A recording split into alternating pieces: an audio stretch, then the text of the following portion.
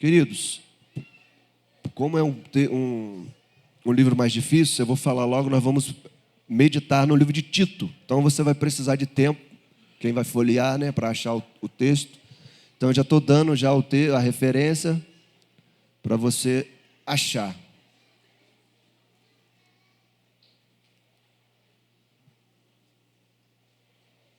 Vamos para o capítulo 2 de Tito, depois de Timóteo, para ficar mais fácil, antes de Filemon.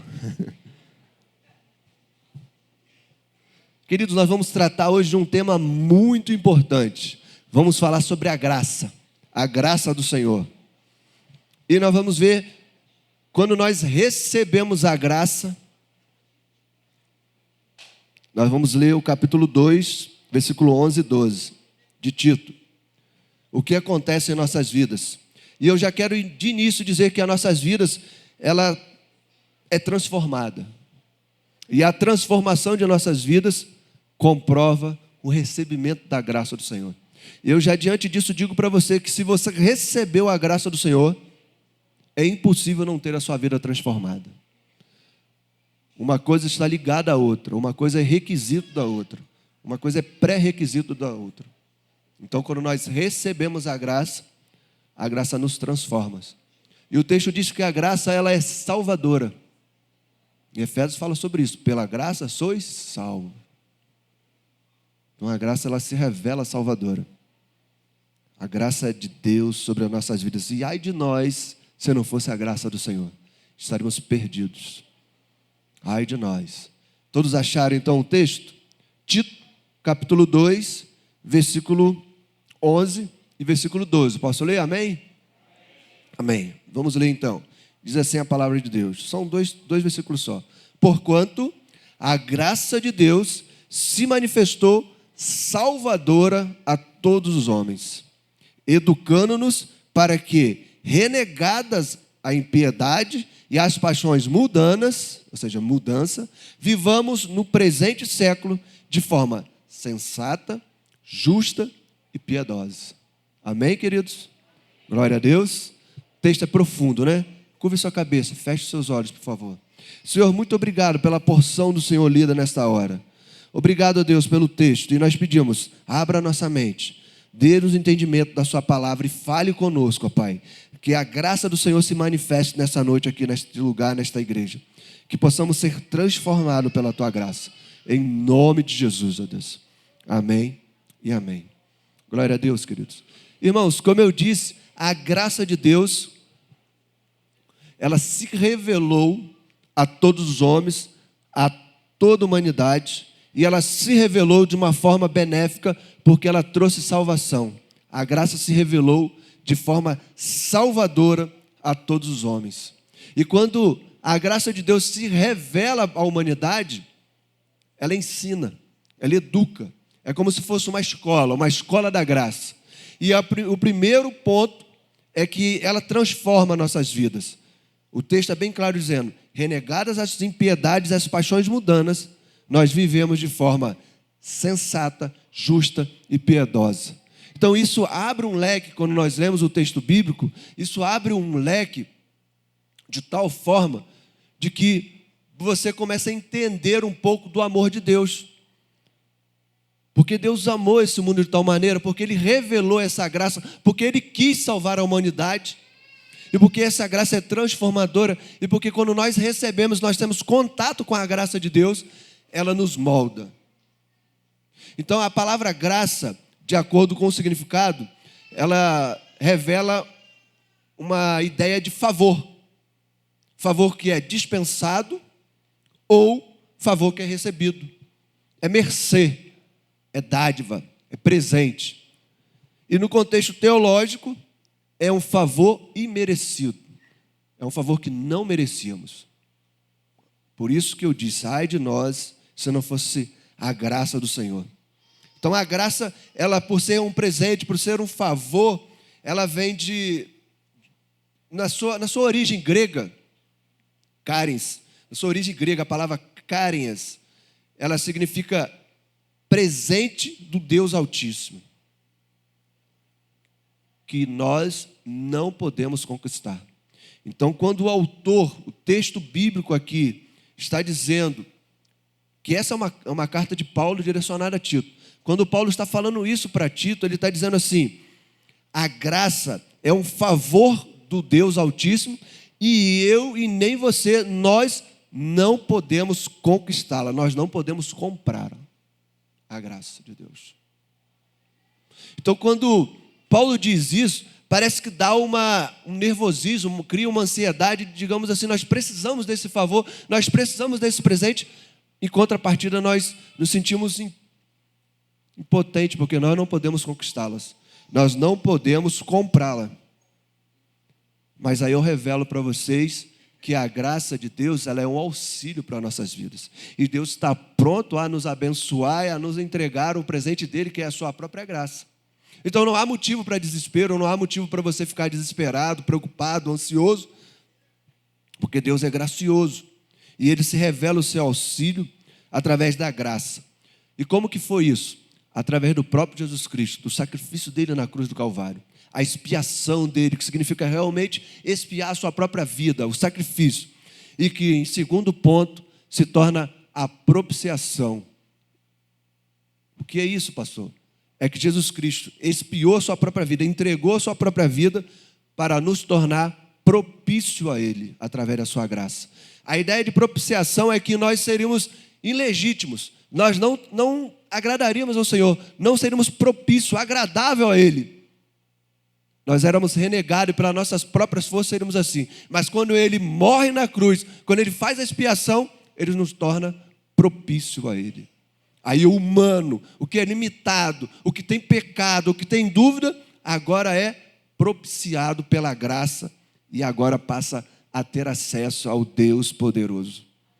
Então você precisa ter isso em mente, que quando você tem um encontro com a graça, ele muda a sua vida e ele te torna propício ao Senhor, agradável ao Senhor. É uma transformação que acontece quando você recebe a graça de Deus, queridos.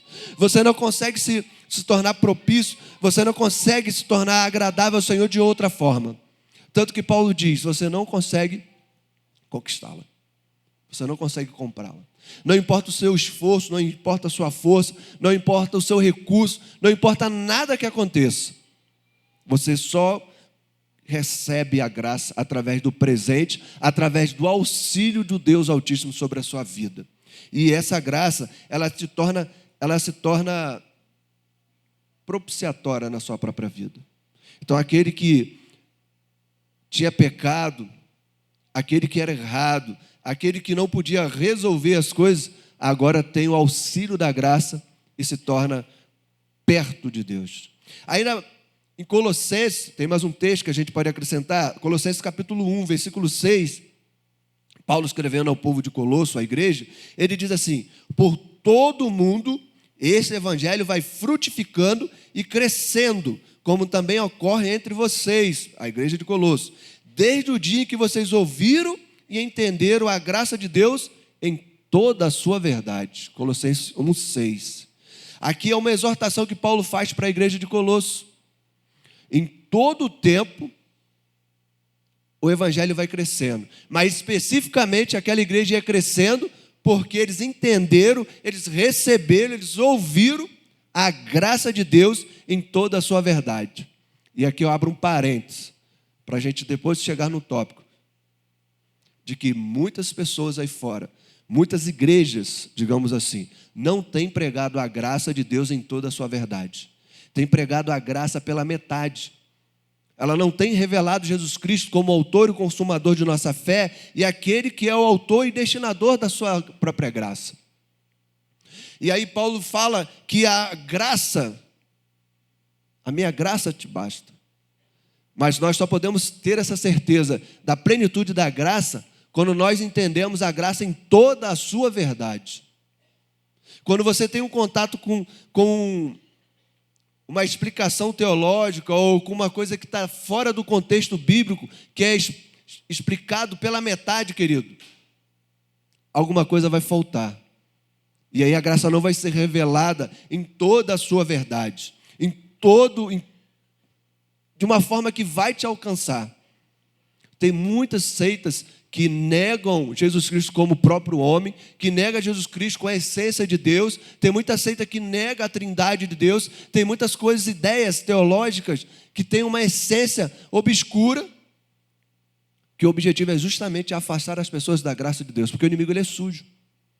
Ele sabe que a graça em toda a sua verdade, ela é transformadora e ela foi revelada de forma salvadora. Então qual é a intenção dele? É distorcer, como fez lá no Jardim do Éden. É causar confusão, é inibir, é dificultar para que as pessoas tenham acesso à graça em toda a sua verdade. Então nós precisamos estar atentos, nós precisamos procurar saber de onde vem a explicação, se está relacionado com o texto bíblico ou não. Obrigado, Tiago. Nós precisamos ter esse entendimento, ter esse discernimento, para quando você tiver contato e acesso à graça de Deus, ela possa se revelar na sua vida de forma sensata, justa e piedosa. E na sequência nós iremos saber o que isso significa em nossa própria vida. Porque, irmãos, tem muita gente, muitas pessoas que vivem, infelizmente, em um mundo aleatório, em um mundo à margem da própria graça de Deus. Tem pessoas que não sabem que existe uma graça salvadora, mesmo ela já tendo sido revelada. Tem pessoas que não conhecem a palavra, não conhecem o Evangelho, não conhecem Jesus Cristo, não conhecem o seu amor. Tem pessoas que já ouviram falar em Jesus Cristo, já ouviram dizer que existe esse amor, que Deus é amor, já ouviu falar a respeito da graça, mas não teve essa experiência, não recebeu essa graça, por isso não tem uma vida sensata, justa e piedosa. Está longe da graça de Deus. E você sabe que a pior coisa que pode acontecer para um ser humano, para uma pessoa, é viver sem a graça de Deus. Isso é terrível. Então, acho que o pior palavrão que poderia acontecer a pessoa falar é desgraça, ou seja, a ausência da graça.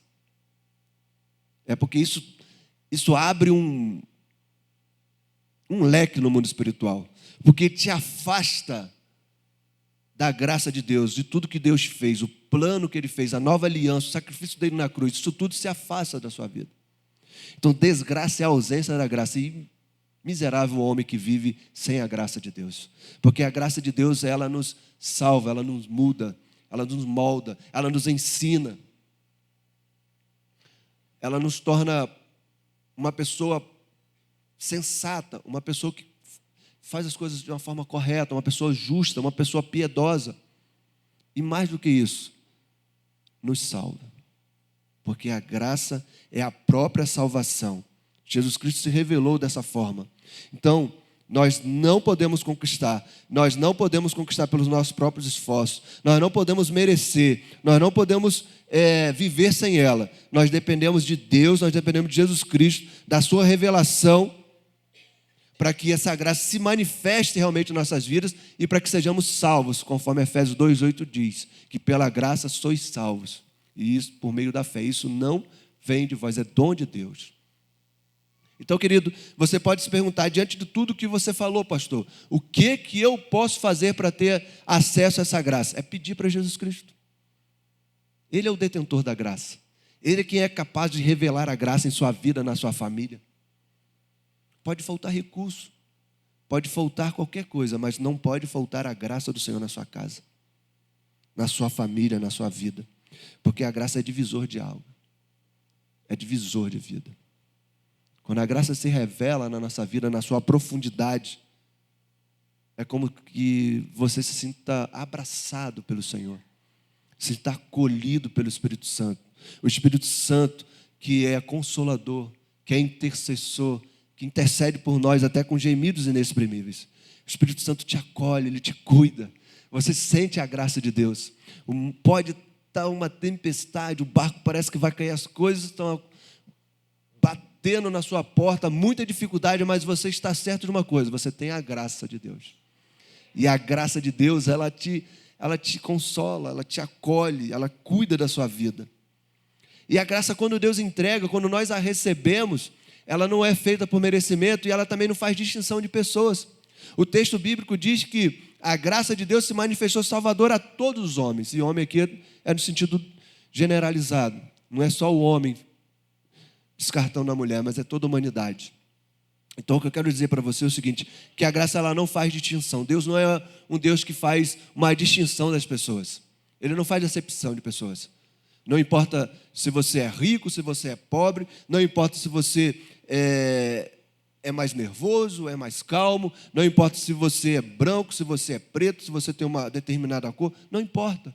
Se você é jovem, se você é ancião, não importa. Não importa se você tem dificuldade de relacionamento com as pessoas, a graça te alcança. Ela foi revelada para isso. Então a graça de Deus ela é salvadora e foi revelada a todas as pessoas e não faz acepção de pessoas. Independente das circunstâncias que você vive, independente das condições que você vive, independente da família que você participe, que você pertença, a graça de Deus se revela e não faz distinção de característica física, emocional, psicológica, nenhum tipo de distinção. Ela simplesmente se revela de forma salvadora, através do sacrifício de Jesus Cristo na cruz do Calvário. Quando Ele derramou o teu sangue, quando Ele disse que estava consumado, Ele estava entregando a graça através do amor do Pai. Porque Ele falou assim, nós imaginamos o plano de salvação da seguinte forma, Deus criou o mundo, através da sua palavra, Ele disse, façamos, e tudo foi feito, tudo foi materializado. Ele criou o homem, colocou o homem para dominar o jardim, mas o homem ouviu a serpente, foi enganado, caiu. Depois ele fez a nova aliança. Ele faz uma promessa de que Jesus Cristo viria ao mundo e que o calcanhar dele pisaria a cabeça da serpente e que ele morreria na cruz do Calvário, revelando uma graça através do amor dele e que essa graça se revelaria através de um plano de salvação de forma a alcançar todas as pessoas, independente de qualquer situação. A intenção da graça é te alcançar. A graça foi revelada para salvar a tua vida. A graça foi revelada para que você pudesse ser acolhido, para que você pudesse ser cuidado, para que você não tivesse, para quando você tivesse qualquer dificuldade, você saber que Deus se revelou um Deus gracioso. E Ele não vai te pedir nada em troca, tá, querido? A graça é de graça. É um trocadilho, mas é para a gente entender como funciona. A graça na sua profundidade. Como eu disse, Paulo fala em 2 Coríntios 12, 9, diz assim, a minha graça te basta, porque o meu poder se aperfeiçoa na sua fraqueza. Mas isso dentro do contexto de nós entendermos e recebermos a graça em toda a sua verdade. Não a graça em meias palavras. A graça que conta que Jesus Cristo morreu na cruz. E quando nós recebemos essa graça, quando ela foi revelada, nós vimos isso no versículo 11, ela nos ensina. Algumas versões dizem, no versículo 12, que ela nos educa, que ela nos ensina. Tem uma versão que vai além, que até fala sobre exortação e admoestação. Mas a verdade é que a graça nos ensina. E o primeiro ensinamento que a graça faz é que ela nos faz mudar, transformar realmente as nossas vidas. De que sentido? O texto segue dizendo que nós temos uma atitude renegada à impiedade e às paixões mundanas. Ou seja, quando você recebe a graça de Deus, a sua vida é transformada. Tudo que faz sentido para você hoje, deixa de ter sentido. Porque você vai renegar. O texto não está dizendo que você vai negar, ele está dizendo que você vai renegar. Que isso, pastor? Quer dizer que uma vez, vamos pegar como exemplo prático, de um determinado vício. Alguém que tinha um vício e diz assim, eu estava tentando, note bem o que eu estou dizendo, eu estou negando esse vício, estou lutando contra esse vício. Mas pela sua própria força você não consegue. Me permita falar, irmãos, com todo carinho, nós somos fracos, miseráveis. E aí você não consegue negar. Mas aí quando a graça se revela transformadora, salvadora, ela te ensina a negar. E aí você vai fazer o quê? Você vai renegar, vai negar novamente. Mas agora não é pelas suas próprias forças, é pela graça de Deus. Você está entendendo o que eu estou falando? A Bíblia está bem clara dizendo isso. Você vai renegar. Agora a graça está te ensinando como negar. E negar o quê? A impiedade e as paixões mundanas. A tua vida vai mudar. A tua vida vai transformar. Isso é a prova de que você recebeu, de que você foi alvo da graça de Deus, querido. Você deixa de ser um desgraçado, é essa palavra realmente, para ser um agraciado. E glória a Deus por isso. Aleluia a Deus por isso. Toda a honra, toda a glória seja dada a Ele. Porque Ele se fez homem. Ele abriu mão da sua glória. Ele abriu mão da sua glória. Filipenses 2, a partir do versículo 5 diz isso. Deixou de ser Deus, se esvaziou, veio até a terra, tomou a forma de homem, e de homem tomou a forma de servo, e de servo até a morte, morte de cruz. Justamente para revelar a graça, para que você seja alcançado pela graça dele. Então, quando você recebe a graça, você recebe o ensinamento. Como, pastor, que é esse ensinamento? João capítulo 14, Jesus fala isso.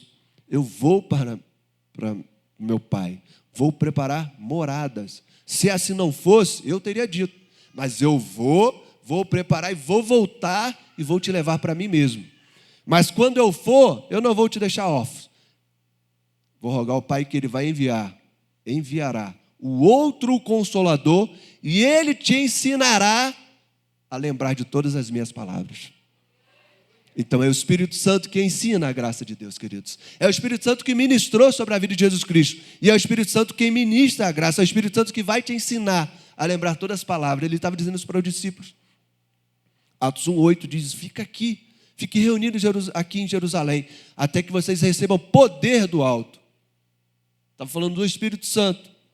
E depois ele disse, serão as minhas testemunhas, e vocês serão enviados. E aí quando você vai para o capítulo 2 de Atos, a partir do versículo 1, ele diz que toda a casa onde ele estava reunido foi cheio do Espírito Santo, como um vento impetuoso, e viram sobre eles como línguas repartidas de fogo. Todos foram cheios do Espírito Santo. E o Espírito Santo então ensina sobre a graça. Ensina você a renegar, a romper a impiedade, a romper as paixões mundanas. Você entende isso? É quando você recebe a graça de Deus, você deixa de fumar, você deixa de pecar, você deixa de beber, você deixa de usar drogas, você deixa de adulterar, de fornicar, você deixa de praticar todo tipo de pecado, querido. Porque o Espírito Santo, de uma forma graciosa, vai te ensinar a renegar toda a impiedade e todas as paixões mundanas. Ah, querido, há uma falsa impressão, uma falsa percepção de que as coisas lá fora seriam a liberdade, mas isso não é verdade. O mundo jaz no maligno. E o provérbio diz que há caminhos que ao homem parece perfeito, mas o fim deles são caminhos de morte, são caminhos tortuosos. Então o Espírito Santo vem e te ensina, não, esse é caminho de morte. Esse caminho é tortuoso, esse caminho não serve para você. Isso aí é paixão mundana, isso aí é impiedade. Eu agora estou te ensinando a negar isso, você vai renegar isso. Porque você está recebendo a graça. Então a graça ela se mostra pedagógica. Ela ensina, ela educa. Isso é maravilhoso, querido. E aí o texto segue dizendo que vivamos no presente século, vivamos a nossa vida. Aí é um conselho de como você deve se comportar, como você deve viver. Quando você recebe a graça, quando você é alvo dessa graça, e ela te ensina a renegar, a viver, nós entramos então na questão do tópico, na forma sensata, justa e piedosa. Então a diferença, antes de nós começarmos o tópico, da graça para a misericórdia, é de que a misericórdia, você não recebe aquilo que merece. E a graça é você receber aquilo que não merece. Por isso a graça é um favor de Deus. Ou seja, a misericórdia é você não receber aquilo que merece. É você não ir para o inferno. Você não recebeu aquilo que você merece. O que você merece? Me permita falar, irmão, pela sua própria força, ir para o inferno. Mas a misericórdia de Deus é você não ir para o inferno, não receber aquilo que merece. Mas a graça é você receber aquilo que não merece. Você não merece para o céu, mas a graça te conduz até o céu. A graça de Deus, quando ela é revelada em toda a sua verdade, se revelando salvador a todas as pessoas, quando ela te ensina a renegar as coisas, as paixões mundanas, quando ela te mostra a forma de viver justa, sensata, justa e piedosa, ela está moldando, educando a sua vida, está dizendo, A graça te revelou de uma forma que você não merecia, para que você pudesse alcançar os céus. Pelas pisaduras deles nós somos sarados, queridos. Pelas pisaduras deles nós somos sarados. Como cordeiro, ele não abriu a boca dele. Ele não se desculpou, ele não se esquivou. Tomou todo o peso da cruz. Tomou todo o peso. Lá no Getsemane, o suor dele se tornou em sangue. Era um peso total, atemporal. Todas as pessoas que vieram antes, que viviam no presente daquela época, e todas as pessoas futuras que virão ainda até a volta dele. Então a graça de Deus, ela teve um alto preço sobre Jesus Cristo, mas para você ela é de graça. Então, por favor, querido, um conselho: não desperdice a graça de Deus sobre a sua vida. Aceite a graça de Deus. Porque quando você recebe a graça de Deus e ela te ensina, e aí nós vamos para o tópico, e eu vou desenvolver a palavra agora, por incrível que pareça, praticamente foi a introdução da palavra, e agora nós vamos desenvolver a palavra, falando sobre as 3 dimensões da graça, o que a graça faz sobre as nossas vidas. E a primeira dimensão sobre as nossas vidas é a dimensão interna. Essa é a primeira dimensão. Qual é essa dimensão interna? É o ensino da sensatez, que é o primeiro dos 3 tópicos aí. De forma sensata, justa e piedosa.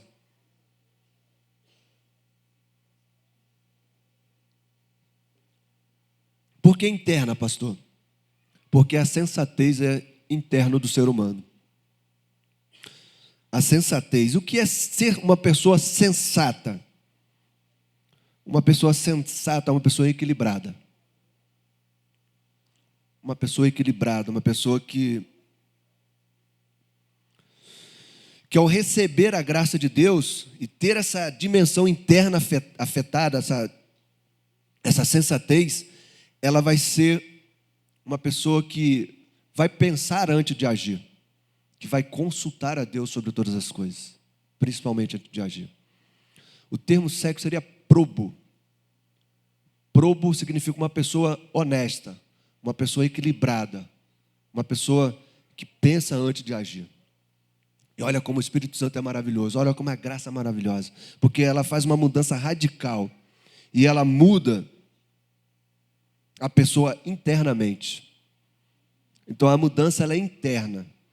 Então aquela pessoa que era insensata, que agia por impulso, agora não, agora ela é ensinada a ser sensata, a ser uma pessoa equilibrada, a pensar antes de agir. Então a graça, ela afeta a dimensão interna. E Paulo fala isso, que a graça de Deus nos ensina a viver de maneira sensata. No conceito grego aqui que Paulo está dizendo, que é o sofro, mas aí para o português é probo, dá a ideia de que alguém tem uma mente equilibrada, que essa pessoa é autodisciplinada e que ela age de forma moderada. Olha como o Espírito Santo é maravilhoso. Quando o Espírito Santo nos ensina através da graça, quando nós recebemos, nós agimos agora de forma moderada, autodisciplinada, equilibrada, de forma proba. Sabe o que significa, irmãos? Praticamente, redução ao máximo de erro, de falha. Mas pastor, nós somos falhos. Sim, nós somos miseráveis, pecadores. E ai de nós se não fosse mais a graça de Deus. Mas quando você recebe a graça, ela vai te ensinar a errar menos. Quem tem experiência com Deus sabe do que eu estou falando. Você ouve a voz do Espírito Santo. Não, isso não. Esse ambiente não é para você. Quando você está num ambiente que você se sente mal. Não, esse troco não é seu, devolve. Não, age de forma honesta. Alguém está dando até um testemunho errado, dizendo que em tal lugar assim é mais fácil para você ter uma facilidade no seu consumo de energia ou de água, mas o Espírito Santo fala, isso não é para você não. De forma equilibrada, de forma moderada.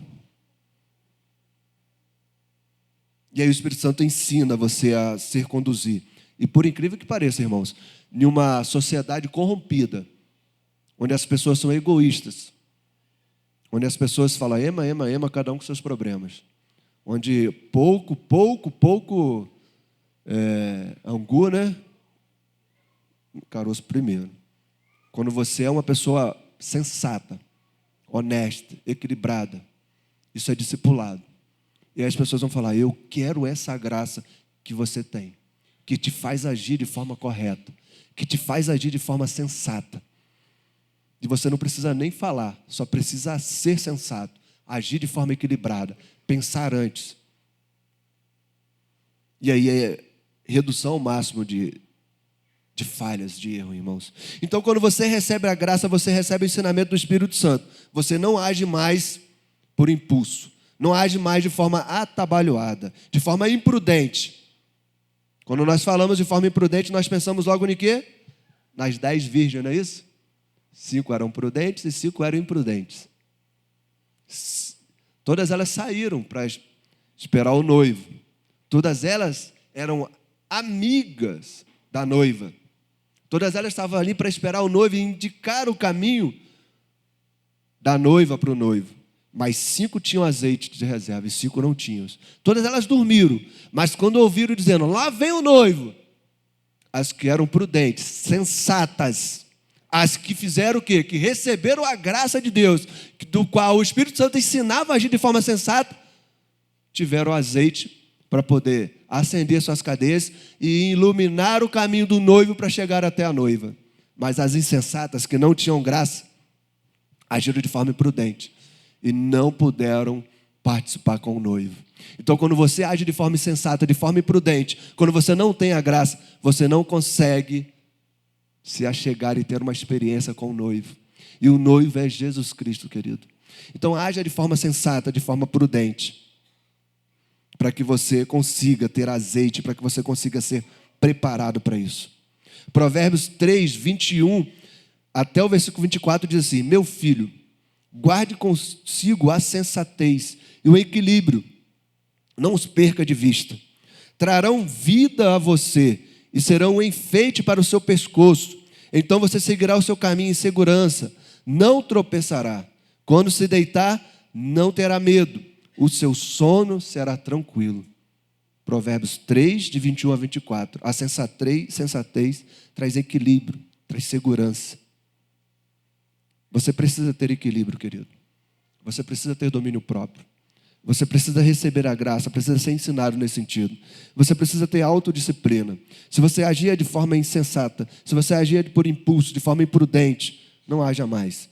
Permita receber a graça de Deus e ter a sua dimensão interna mudada, alcançada e transformada. Porque aí assim você será alcançado pela graça de Deus. No tópico 2, nós vamos falar sobre a forma justa de viver. E aqui nós temos que abrir um parênteses de que justiça não é a mesma coisa de sensatez. Uma pessoa sensata não quer dizer que é uma pessoa justa. A justiça é externa. Se o primeiro tópico era a dimensão interna, porque a sensatez é interna, o segundo tópico vai falar sobre a dimensão externa, que é o ensino da justiça pelo Espírito Santo.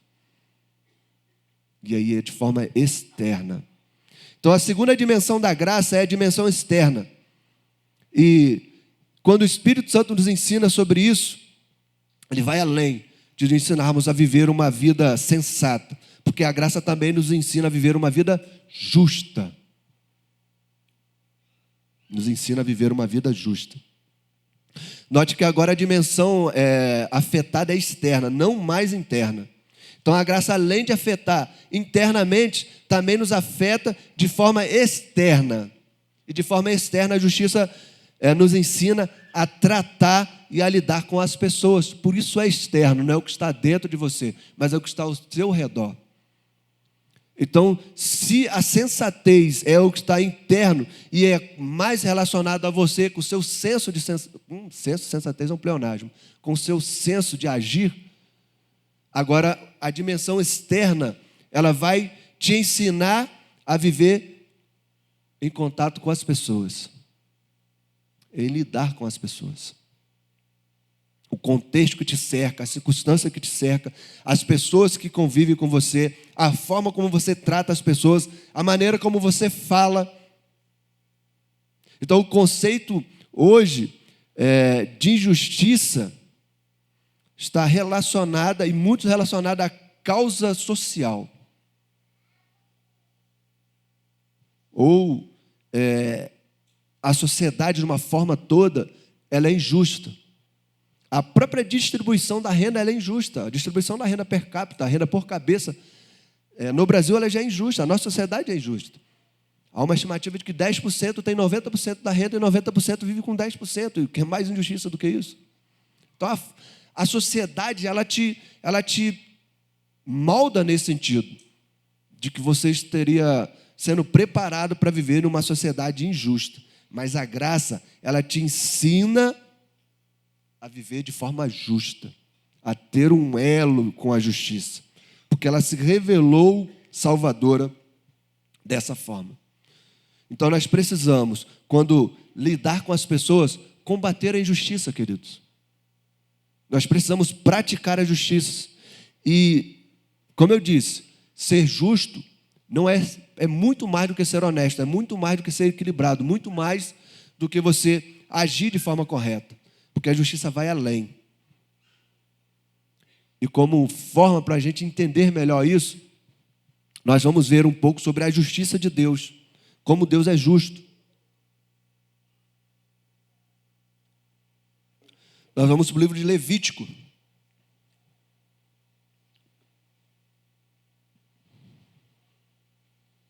O capítulo é 25. Se você for no livro de Levítico, lê a partir do versículo 9.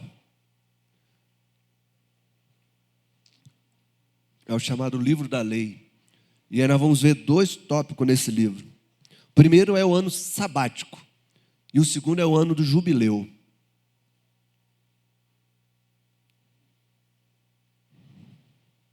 O ano sabático é o seguinte, querido. Levítico 25, a partir do 9. Depois você vai ter que pular lá para cima, a partir do versículo 39 desse mesmo capítulo 25. Existia um ensinamento, isso era a lei de Moisés, além dos 10 mandamentos, o termo do ano sabático, ou seja, o povo de Israel trabalhava 6 anos e descansava o 7º ano, 1 ano. A terra precisava de descanso. Então, era automaticamente também um ano de descanso para o povo. Então, o ano sabático é isso. Isso está ligado expressamente, intrinsecamente, com o senso de justiça de Deus. Ou seja, o povo trabalhava 6 anos e descansava 1 ano. Então, o termo sabático vem do vocabulário hebraico shemitar, que significa libertação, no seu literal mesmo, no conceito. Então, o ano sabático é descrito na Torá como o ano do descanso da terra. Ou seja, onde os judeus não podiam cultivar e não podiam manusear de nenhuma forma a terra. Era isso, expressamente era isso, o ano sabático. Vocês vão saber onde eu vou chegar, tá? Pastor, o que tem a ver isso com justiça? Nós estamos falando sobre terra, sobre plantação, sobre cultura. Por quê? A partir do ano sabático, Deus instituiu o ano do jubileu. E o ano do jubileu era o 50º ano. Ou seja, a cada 7 sabáticos vinha um jubileu.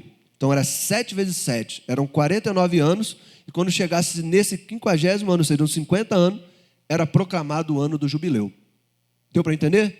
Então, o ano sabático era o 7º. E depois que tivesse 7 vezes o ano sabático, viria o ano do jubileu. A cada 50 anos, o povo de Israel até hoje comemora o ano do jubileu. E o ano do jubileu, ele é maior. Por que ele é maior, pastor? Porque ele vai além da terra. Ele vai além do descanso da terra. É a própria pregação da libertação. Ele vai muito além do que o descanso da terra. É uma celebração, um regozijo de todo o povo de Israel. Como que funcionava? Se tocava com o chifre de carneiro para anunciar a chegada do ano do jubileu, para iniciar, e naquele ano, todas as dívidas eram perdoadas. O ano do jubileu era isso. Se alguém devesse alguma coisa para algum credor, era perdão total da dívida. Se alguém tivesse perdido a terra por algum motivo, a terra era do Senhor, a terra era devolvida.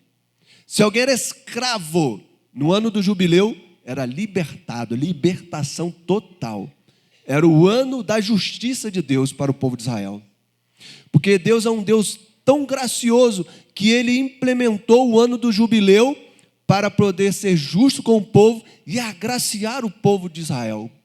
E aí ele implementou o ano do jubileu, dizendo que naquele ano era para ser apregoado a libertação total do povo de Deus. Então, irmãos, quem era alcançado por isso? O pobre, a viúva, o órfão, o necessitado, o estrangeiro.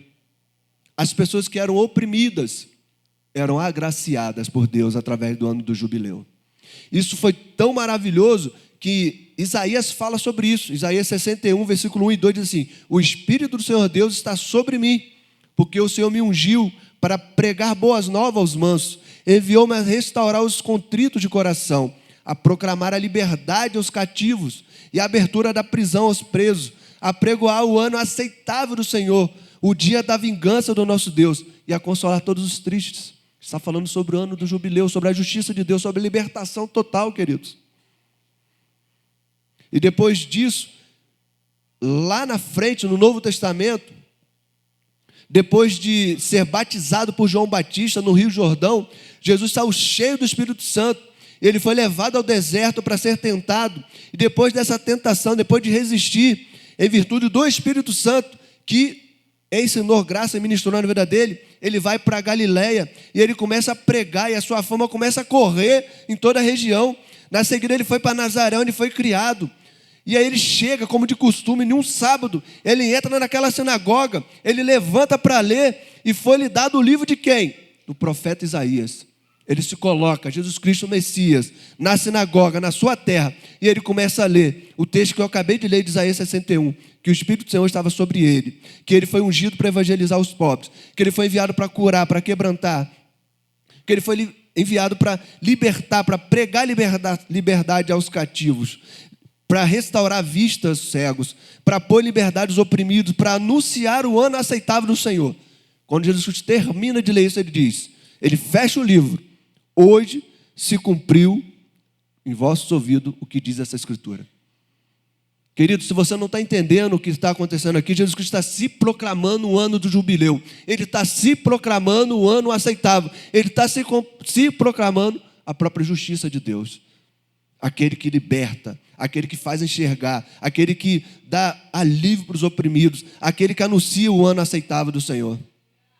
É Jesus Cristo, querido, que trata, que ensina a graça de forma externa, de forma justa, que te faz ensinar a justiça. Se nós não tivermos o parâmetro da justiça de Deus para a nossa vida, nós estaremos perdidos. Você consegue compreender isso? Que as promessas anunciadas pelos profetas, tudo que foi anunciado se revelou em Jesus Cristo naquela comunhão e naquele dia, naquela perspectiva de restauração. Então Isaías anuncia o ano aceitável do Senhor, com referência ao ano do jubileu, mas para se profetizar e concretizar em Jesus Cristo. E mais do que isso, o ano do jubileu, dentro desses 7 anos do ano sabático, ou seja, a cada 7 anos era o sabático, e você multiplicava 7 por 7, daria 49, que era no jubileu. É quando Jesus Cristo é interpelado pelos discípulos. Pedro pergunta a ele: Senhor, se alguém pecar contra mim, quantas vezes eu preciso perdoar? 7 vezes? Ele diz: não, 7 vezes 7. Ele está falando justamente sobre isso aqui, irmãos, sobre a justiça, sobre o ano aceitável. Ele está dizendo 7 vezes 7, 49. Ele está querendo chegar no ano do jubileu, no ano aceitável, de forma ilimitada. O perdão, a graça é revelada. E ele está falando sobre isso, sobre a lei de Deus, sobre ele ter sido revelado, de forma a levar graça, perdão, misericórdia, salvação para as pessoas. Então é ele, não é outro, querido, é Jesus Cristo. É através dele, através do ano aceitável, através de tudo que ele tem feito, a graça que se revela na sua vida, te ensina a ser transformado em todas as dimensões da sua vida. É o princípio estabelecido pelos profetas e cumprido por Jesus Cristo naquela hora que ele anuncia o ano aceitável do Senhor. E agora, caminhando para o final, nós vamos para o terceiro tópico, que é o tópico da piedade, que é a dimensão divina quando você recebe a graça. O ensino da piedade. Queridos, então, quando você recebe a graça de Deus, a graça te ensina a viver de forma sensata, a dimensão interna sua é alterada. Te ensina a viver de forma justa, a dimensão externa sua é transformada. E também te ensina a viver de forma piedosa. E aí a dimensão divina da sua vida é alterada. Tem muita gente também que confunde piedade com justiça, como se fosse uma doação, como se fosse uma coisa assim. Mas não é. Piedade se refere à sua relação com Deus. Uma pessoa piedosa, uma pessoa devota, uma pessoa que tem experiência e vida no altar. Uma pessoa que vive face a face com Deus. Uma pessoa piedosa é uma pessoa que tem vida de altar. E o grego desse caso aqui significa justamente isso. A essência, quando Paulo fala isso para Tito, ele diz que quando você recebe a graça, você recebe a graça para viver de forma devota, para que você recebe a devoção, ou seja, toda adoração, toda referência para Deus, somente Ele, mais ninguém. Então ele diz, quando você renega as impiedades, as paixões mundanas, você vive de forma equilibrada, você vive de forma justa e você vive de forma devota. Sua vida é moldada internamente e externamente e na relação com Deus divinamente. E aí parte da sua relação com Deus, de você receber a graça e ser ensinado na palavra, nos mandamentos. Porque de Gênesis ao Apocalipse é praticamente isso. Quando Deus fala com o povo de Israel, Ele fala, se guardares os meus mandamentos, eu serei contigo. Se guardares os meus mandamentos, se receberem a minha lei, se cumprirem a minha lei. Ele estava sempre dizendo isso, sempre pedindo devoção, sempre pedindo piedade para o povo de Israel. E Jesus fala sobre isso, porque a própria lei se cumpre nele. Ele diz que toda a lei se resume em amar a Deus sobre todas as coisas e ao próximo como a ti mesmo. Então Jesus mesmo está falando sobre isso, que a lei se resume na devoção. E você era amar a Deus sobre todas as coisas. Então, quando você recebe a graça, por meio da graça você é transformado, você é ensinado a ser um crente devoto, a ser um crente que vive para Deus. Não tem outro sentido, não tem outro prazer, não tem outra vontade, a não ser reverenciar, devotar, a não ser buscar a face daquele que é. Porque não é outro além dele, é somente Ele. Pedro fala assim, visto como o seu divino poder nos deu tudo que diz respeito à vida e à piedade, pelo conhecimento daquele que nos chamou, pela sua glória e pela sua virtude. 2 Pedro 1,3. No livro de Timóteo, Paulo fala assim, sem dúvida alguma, grande é o mistério da piedade, que aquele que se manifestou em carne, olha só, foi justificado em espírito, visto dos anjos, pregado aos gentios, crido no mundo e recebido na glória. É sobre piedade, é sobre devoção. O próprio Jesus Cristo foi isso. Quando humano, ele foi devoto do nosso próprio Deus. Queridos, que você possa entender que a graça, ela se revela, se manifesta salvadora a todos os homens. E quando isso acontece, ela nos ensina, é uma escola, ela é pedagógica. E ela faz o quê? Ela nos ensina a renegar as impiedades, as paixões mundanas, e a viver nesse presente século, nessa sociedade corrompida, de forma sensata, de forma justa e de forma piedosa. Isso tudo apontando para Cristo, que é aonde a lei se cumpre.